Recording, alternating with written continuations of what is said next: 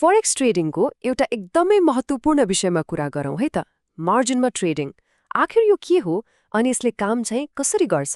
लाउनुहोस् यसलाई राम्रोसँग बुझौँ। ल एउटा एकदमै रोचक प्रश्नबाट सुरु गरौँ न।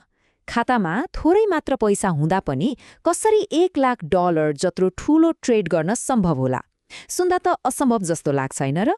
हो, यसको पछाडि एउटा एकदमै शक्तिशाली आइडिया लुकेको छ र त्यसलाई भनिन्छ मार्जिन। हो, त्यो प्रश्नको जवाफ नै हो मार्जिन। अब यो मार्जिन भनेको के हो त? यसलाई सजिलो भाषामा भन्दा एक किसिमको सेक्युरिटी डिपोजिट वा सद्भाव निक्षेप जस्तै सम्झिन सकिन्छ। भनेपछि मार्जिन भनेको के रहेछ त? यो भनेको कुनै पनि ट्रेड सुरु गर्न चाहिने थोरै पुँजी हो। एउटा कुरा एकदमै याद राख्नुपर्छ है, यो पुरै ट्रेडको मूल्य होइन। यो त ब्रोकरले खाताबाट छुट्याएर राख्ने एउटा सानो रकम मात्र हो, ताकि भविष्यमा हुन सक्ने घाटालाई कभर गर्न सकियोस् भनेर।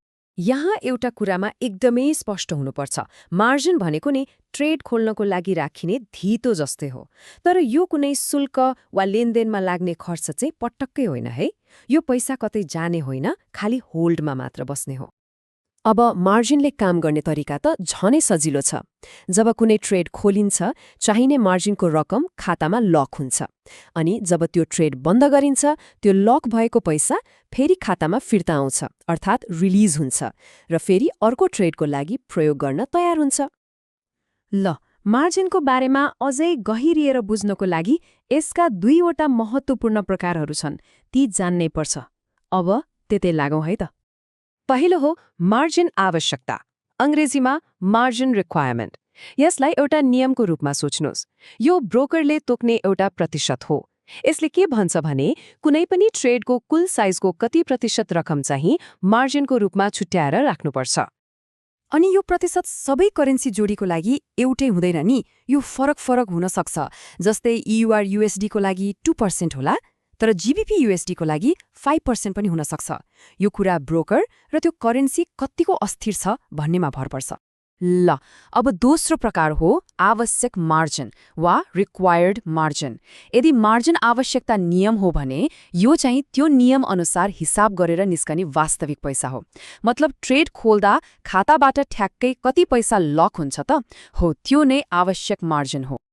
ल, यति कुरा त बुझियो। अब यी सबै कुराहरू व्यवहारमा कसरी लागू हुन्छन् भनेर एउटा उदाहरण हेरौँ न। यसो गर्दा सबै कुरा छर्लङ्ग हुन्छ। मानिलिउँ कसैले USD/JPY को 10,000 युनिटको ट्रेड खोल्न लाग्यो। यसलाई एक मिनी लट पनि भनिन्छ। अब प्रश्न आउँछ, यो ट्रेडको लागि कति मार्जिन चाहियो त? हिसाब गर्नको लागि पहिलो कदम भनेको त्यो पोजिसनको कुल साइज अर्थात् नोशनल भ्याल्यु कति हो भनेर पत्ता लगाउनु हो।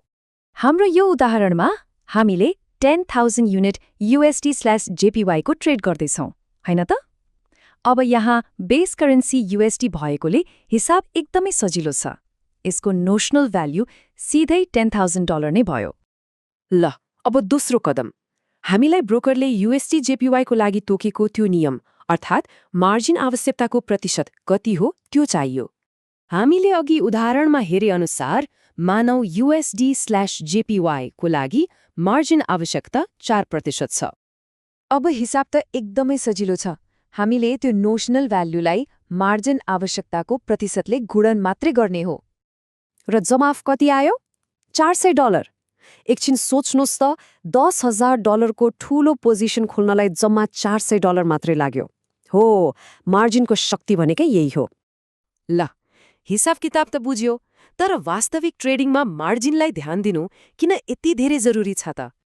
यहाँ एउटा एकदमै महत्त्वपूर्ण कुरा के बुझ्नुपर्छ भने ट्रेडरको खास ट्रेडिङ गर्ने क्षमता भनेको उसको खातामा कति पैसा छ भन्नेले होइन, बरु नयाँ ट्रेडहरू खोल्नका लागि कति मार्जिन उपलब्ध छ भन्ने कुराले निर्धारण गर्छ।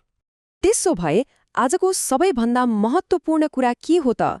छोटकरीमा भन्दा मार्जिन आवश्यकता मार्जिन रिक्वायरमेन्ट भनेको नियम अर्थात् प्रतिशत हो र आवश्यक मार्जिन रिक्वायर्ड मार्जिन भनेको त्यो नियम अनुसार लक हुने वास्तविक पैसा अर्थात् डलर हो। ल, अब एउटा प्रश्नमा गएर टुङ्ग्याउँ है त। ट्रेड खोल्नको लागि त मार्जिन पुग्यो, ठिक छ, तर यदि बजार सोचेको भन्दा उल्टो दिशातर्फ लाग्यो र ट्रेड घाटामा जान थाल्यो भने के हुन्छ होला? हो, यही प्रश्नले हामीलाई अर्को एकदमै महत्त्वपूर्ण विषयमा लैजान्छ।